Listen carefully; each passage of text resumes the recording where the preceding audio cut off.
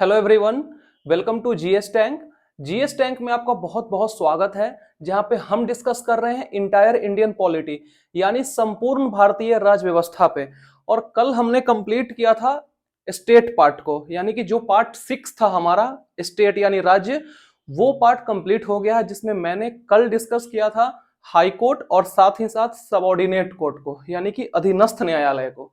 तो अगर आपने उस वीडियो को अभी तक नहीं देखा है तो आप जाकर उस वीडियो को देख सकते हैं, प्लेलिस्ट क्रिएट किया हुआ है। और वैसे भी हाईकोर्ट को मैंने 2 अलग अलग वीडियोस के माध्यम से कवर किया है, ठीक है। तो आप दोनों वीडियोस में अगर कोई वीडियो आपका मिस हो गया है तो आप जाकर देख सकते हैं।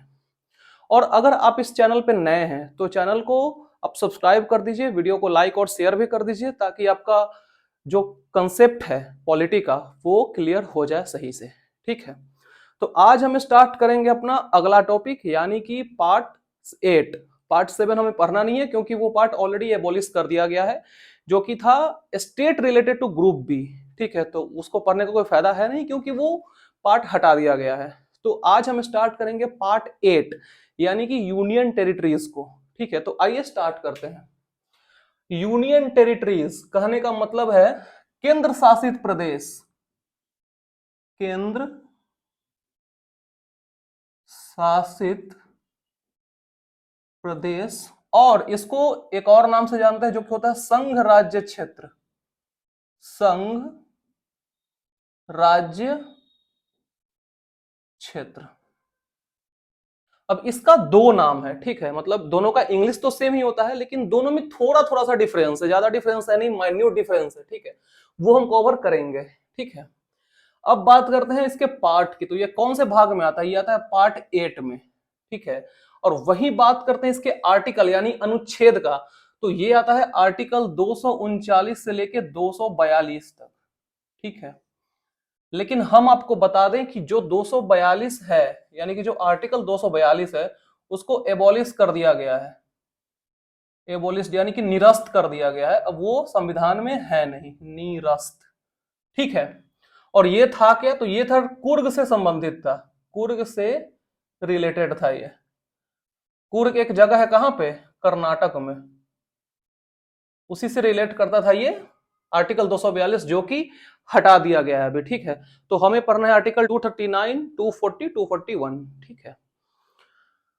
अब बात करते हैं कुल केंद्र शासित प्रदेश का, यानी कि total number of union territory कितना है।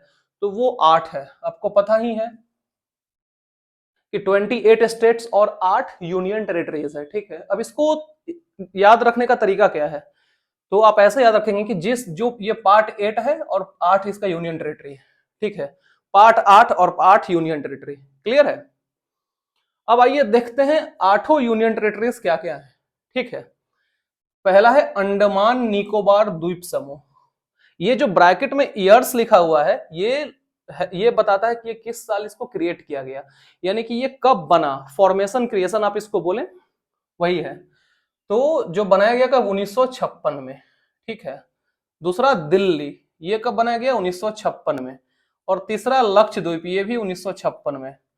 और हम आपको बता दें कि ये जो 1956 में जो बने हैं केंद्र शासित प्रदेश, ये बने हैं स्टेट रीऑर्गेनाइजेशन एक्ट के तरफ, मतलब राज्य पुनर्गठन का जो एक्ट था उसके तहत इसका निर्माण किया गया था।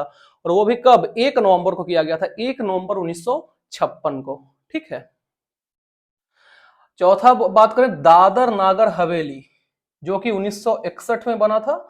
और दमन एंड दीव भी 1962 में बना था। और आप सोच रहे होंगे कि दोनों में 4 में ही दोनों क्यों लिखा हुआ है? तो 4 में ही दोनों इसलिए लिखा हुआ है क्योंकि ये दोनों को मर्ज कर दिया गया है, ये दोनों का अब विलय हो चुका है, ठीक है। और ये विलय कैसे हुआ है? ये विलय हुआ है 2019 के अधिनियम के तहत, 2019 के एक्ट के तहत 26 जनवरी 2020 को।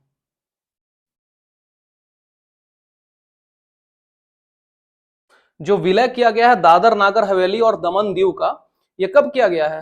26 जनवरी 2020 को। और एक्ट पूछे तो 2019 के एक्ट के तहत, ठीक है।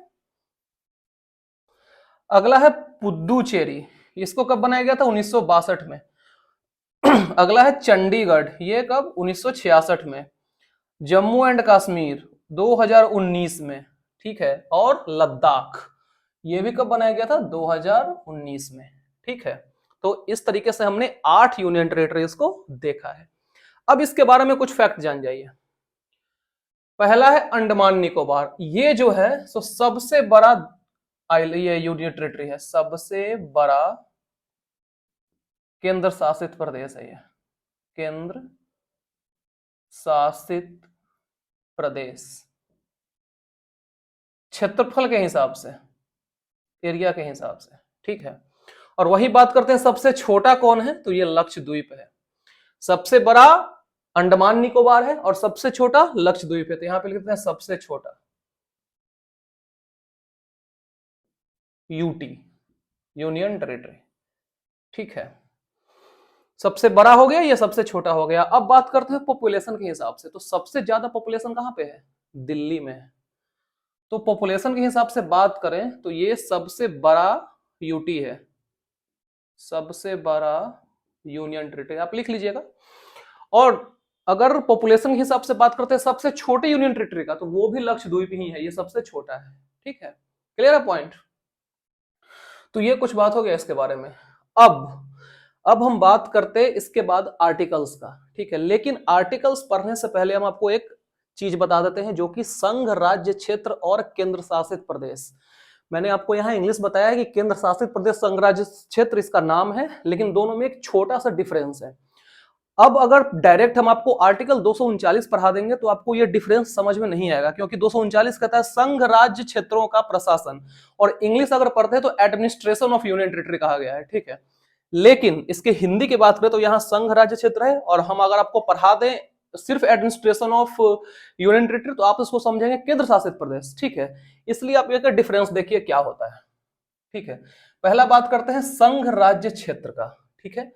तो संघ राज्य क्षेत्र वैसे केंद्र शासित प्रदेश को कहते हैं जिसके पास अपना विधानसभा होता है, ठीक है।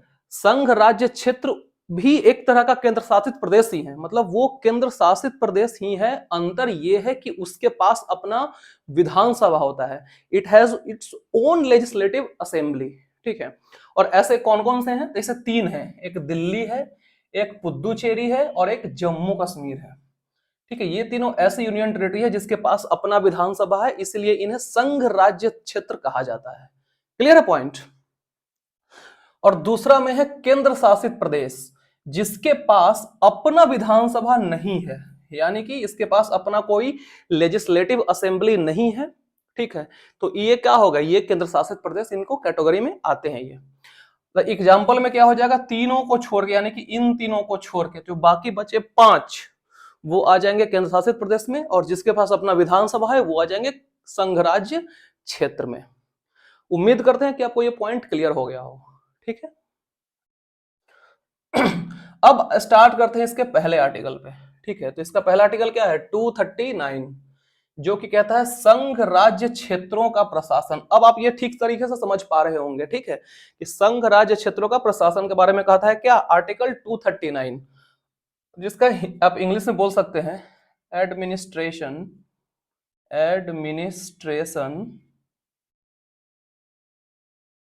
ऑफ यूनियन टेरिटरीज,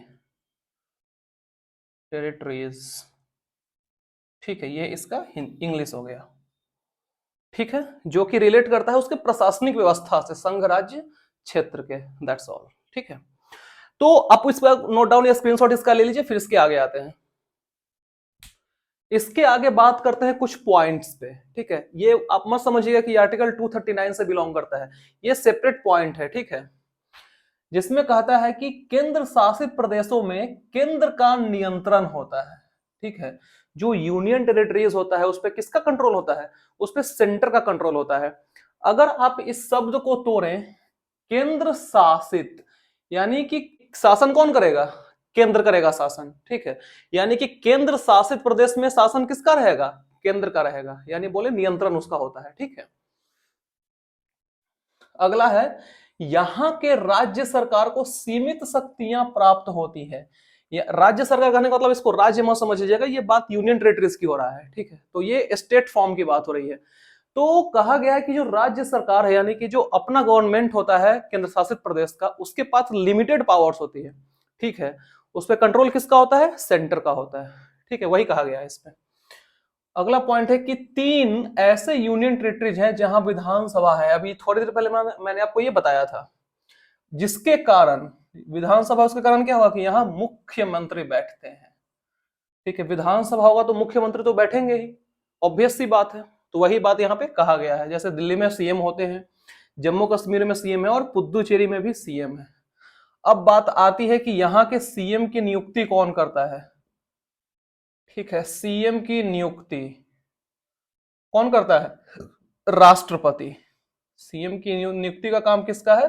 प्रेसिडेंट का काम है। ठीक है, क्लियर है पॉइंट। अगला पॉइंट है कि जिस यूनियन टेरिटरी यानी जिस केंद्र शासित प्रदेश की जनसंख्या अधिक होती है वहां विधानसभा, मुख्यमंत्री और उपराज्यपाल तीनों होते हैं।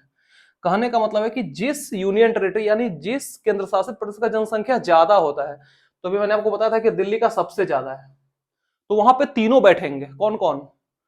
उपराज्यपाल, मुख्यमंत्री तो है ही, और विधानसभा वहां पे होगा।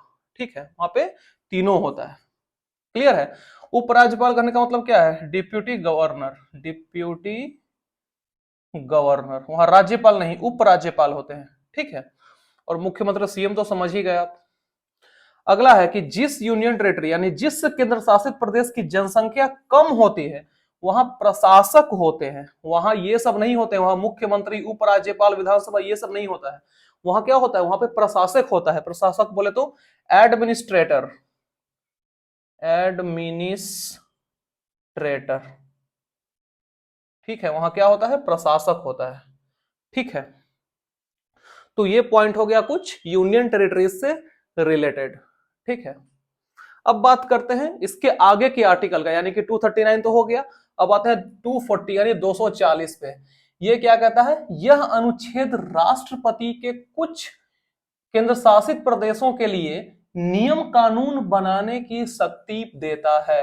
यानी कि जो आर्टिकल 240 है वो रिलेट करता है कि राष्ट्रपति जो है सो कुछ यूनियन टेरिटरीज यानी कुछ केंद्र शासित प्रदेशों में नियम कानून बना सके जहां पे जरूरत है। यानी कि एज पर रिक्वायरमेंट राष्ट्रपति जो है केंद्र शासित प्रदेशों में नियम या कानून बना सकते हैं। ये शक्ति प्रोवाइड करता है कौन? आर्टिकल 240। ठीक है, क्लियर है पॉइंट।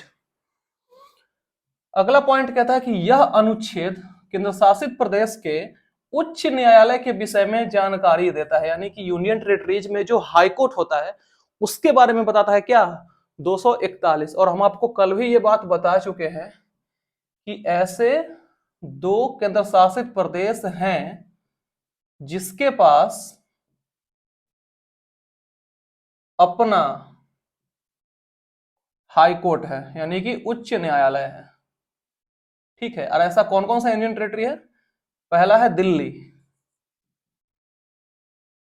ठीक है, और दूसरा क्या है? जम्मू कश्मीर।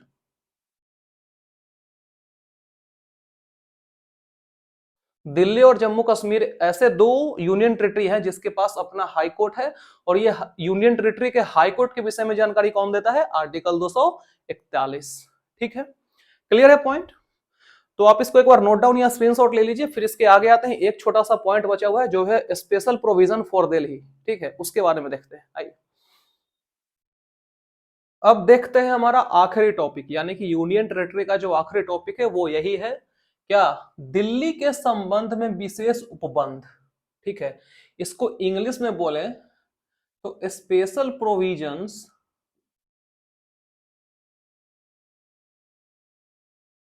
Related to Delhi. ठीक है, यानी कि कुछ विशेष उपबंध बोले, प्रावधान बोले, किससे रिलेटेड? दिल्ली से रिलेटेड। ठीक है, आइए देखते हैं, जिसमें पहला पॉइंट है कि दिल्ली को विशेष दर्जा प्रदान किया गया। विशेष दर्जा कहने का क्या मतलब है? Special status.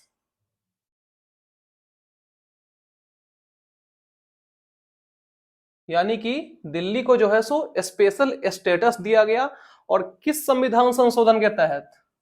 ये दिया गया था 69th CAA 1991।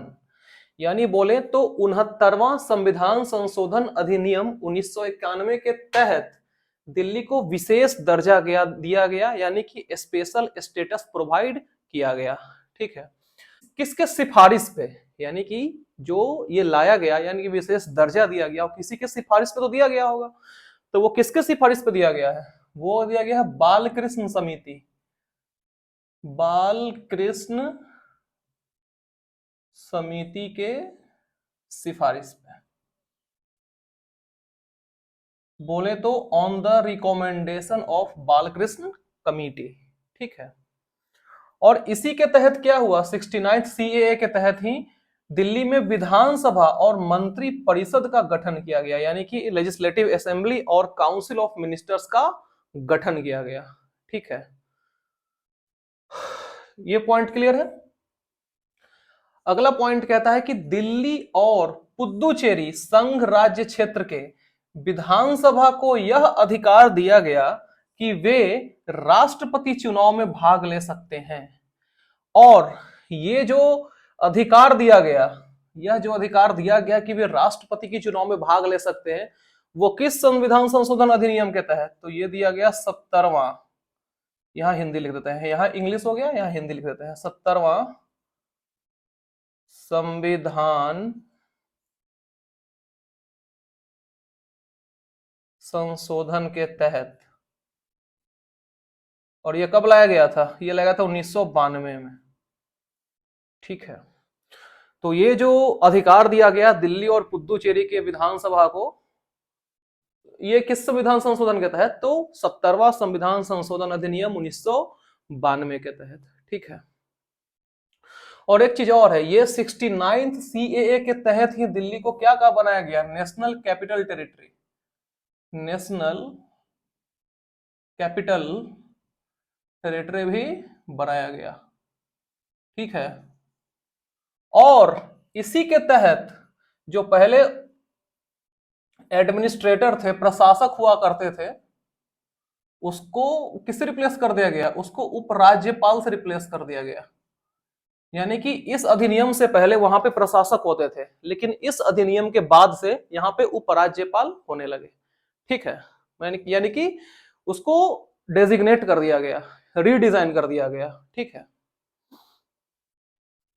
तो इस तरीके से हमारा पूरा जो यूनियन टेरिटरी है वो कंप्लीट हो गया, जिसमें मैंने आपको हर चीज ऑलमोस्ट कवर कर दिया है। ठीक है, अब ऑलमोस्ट हम बार बार इसलिए यूज करते हैं कि हो सकता है कि एक दो पॉइंट छूट जाए, लेकिन हम अपने तरीके से सारे कुछ को कवर कर दिए हैं, जिसमें हम आपको एक एक पॉइंट को एकदम तोड़ तोड़ के डिटेल्स में समझा दिए हैं। ठीक है, जैसे केंद्र शासित प्रदेश और संघ राज्य क्षेत्र, ये दोनों में डिफरेंस भी बता दिया ताकि आपको सब कुछ अच्छे से समझ में आ जाए। ठीक है, तो आपको ये आज का वीडियो कैसा लगा ये मुझे कमेंट सेक्शन में आप जरूर बताइएगा, और अगर आपको अच्छा लगे तो आप लाइक भी कर दीजिए। ठीक है, और शेयर तो कर ही दीजिए, और साथ ही साथ चैनल को सब्सक्राइब भी कर लीजिए अगर अभी तक आपने नहीं किया है तो। फिर मिलते हैं कल नए टॉपिक के साथ, यानी कि पार्ट 8 तो हमारा कंप्लीट हो गया, तो कल यानी कि पार्ट 9 हमारा क्या है? पंचायती राज से रिलेट करता है। ठीक है, जो कि एक लंबा टॉपिक है, बड़ा टॉपिक, तो ये कल स्टार्ट करेंगे हम लोग। ठीक है, तो फिर मिलते हैं कल, तब तक के लिए thank you so much, goodbye, take care.